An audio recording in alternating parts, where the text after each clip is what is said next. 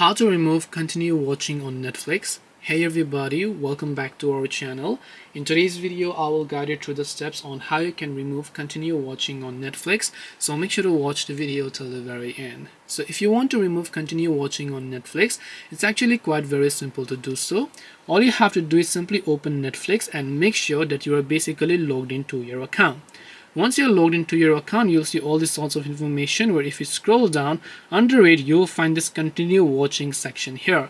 And if you want to remove something from your continue watching, it's very simple. Just tap the three dots option that you can find here, and then you'll find this option over here known as remove from row. So when you tap and remove from row, this particular show will get removed from continue watching, and so you can repeat the process for any other accounts and shows as well. This way you can remove shows from continue watching.